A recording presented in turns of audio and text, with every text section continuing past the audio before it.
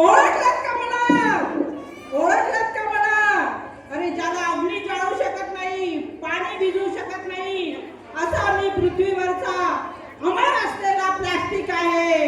Plastic plastic plastic आहे. ओळखलं ना? अरे मी अमर आहे, मला कोणीही मारू शकत नाही. आणि या पृथ्वीवर सध्या माझाच राज्य आहे. जिकडे तिकडे मी पडलेला असतो, जिकडे तिकडे मी सांडलेला असतो. मी सुरुवातीला तुमचा मित्र म्हणूनच आलो होतो, तुम्हाला मदत करायला आलो होतो. बसायला खुर्ची दिली, आंघोळीला टब दिला, प्लास्टिकनी तुमची मदत केली. पण बायकांनो, तुम्ही मला शत्रू तेव्हा केलं जेव्हा मला स्वयंपाकघरात प्रवेश दिला. स्वयंपाकघरात प्रवेश दिला आणि मी तुमच्या आयुष्याचा शत्रू झालो. सुरुवातीला तर माझा आकार, माझा रंग तुम्हाला अतिशय आवडला आणि या लक्षवेधी रंगाने मी तुम्हाला माझ्या जाळ्यात अडकलं आणि तुम्ही फसलात.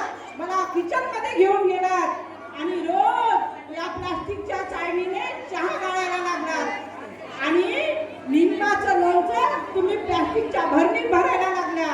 अरे हद तर तेव्हा झाली जेव्हा तुम्ही हॉटेलवाल्याकडून डोशासोबत सांबार सुद्धा गरम गरम पॉलिथिन मध्ये आणला. आणि बस मग झाली सुरुवात आपल्या शत्रुत्वाची. मैत्रीतून हा प्लास्टिक तुमचा शत्रू झाला. माझे छोटे छोटे छोटे कण मानवी रूपी शरीरात प्रवेश करू लागले आणि माझा मित्र कॅन्सर तिथे राहू लागला. आणि म्हणतात पूर्वी आजार होते, आता आजार वाढले, कारण तुम्हाला प्लास्टिक नाही छळले, तुम्हाला प्लास्टिक नाही छळले. अरे मी तर मित्रच होतो बायांनो. आणि प्रत्येक गोष्टीला तुम्ही नाही म्हणू शकता.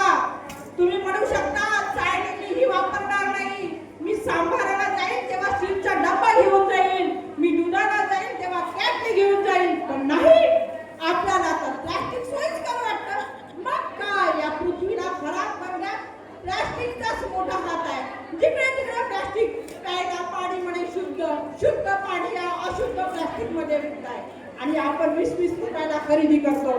हे चीज, कुरकुरे, सगळंच काही प्लास्टिक आपल्या शरीरात जात आहे.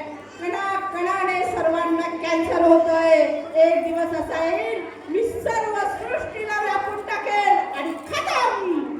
मी खतम कधीच होणार नाही, कारण मी अमर आहे, मी अमर आहे, मी अमर आहे, मी अमर आहे.